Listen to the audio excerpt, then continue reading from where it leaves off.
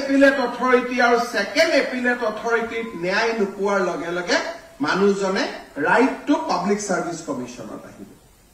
আৰু right to public service কমিশনে direct কথা শুনিব পাৰে এনেকুৱা নহয় যে এপিল কৰিহে তেওঁলোকৰ ওচৰত আহিব তেওঁলোকৰ ওচৰত যদি ডাইৰেক্টলি কোনোবাই কমপ্লেইন দিয়ে সেইটো তেওঁলোকে ফাৰ্স্ট এপিলেট অথৰিটিলৈকে ৰেফাৰ কৰি পঠিয়াব পাৰে আৰু কমিশনে ৰেফাৰ কৰিলে অথৰিটিয়ে শুনিবই লাগিব কমিশনৰ অধিকাৰ থাকিব 100 পৰা 10,000 টকা ফাইন কৰা যে অফিচাৰজনে কামটো কৰি দিয়া নাই মই চালো আৰু 100 পৰা 10,000 টকা তেওঁ ফাইন কৰিব পাৰিব আৰু কমিশনাৰ এই আৰটিপিএছ কমিশন জনে মুখ্য সচিবকো 10,000 টকা ফাইন কৰিব পাৰিব অৰ্থাৎ অসম চৰকাৰৰ চিফ সেক্ৰেটাৰীকো যিকোনো প্ৰিন্সিপাল সেক্ৰেটাৰী কমিশনাৰ যদি সেক্ৰেটাৰিয়েটৰ কিবা ভুলৰ কাৰণে বা আমি কাগজ ৰখাই থৈছো আমি কৰিব দিয়া নাই এই 762টা সেৱাৰ ভিতৰত সব কাম নহয় only the 760 works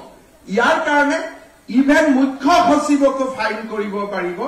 আৰু যেতিয়া কমিশনে 10,000 টকা ফাইন কৰিব এই টকাটো তেওঁ চৰকাৰৰ পৰা লৈ দিব নোৱাৰে তেওঁ নিজৰ পকেটৰ পৰা দিব লাগিব অৰ্থাৎ নিজৰ দৰমহাৰ পৰা দিব লাগিব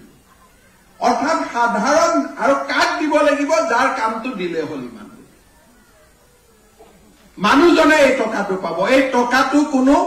কোনো কিবা দাতব্য অনুষ্ঠানত নাযায় আবেদনকাৰী এই টকাটো পাব যে মোৰ অহা যোৱা খৰচৰ বাবদ এই 10,000 টকা ফাইনৰ টকা আপোনাৰ একাউণ্টত জমা দিব লাগিব এটা এখিনি কোৱাৰ পিছত অহা ইলেকশ্যনত আমি পোষ্টাল বেলটত ভোট পোৱা দিগদাৰী আছে এইটো মই জানো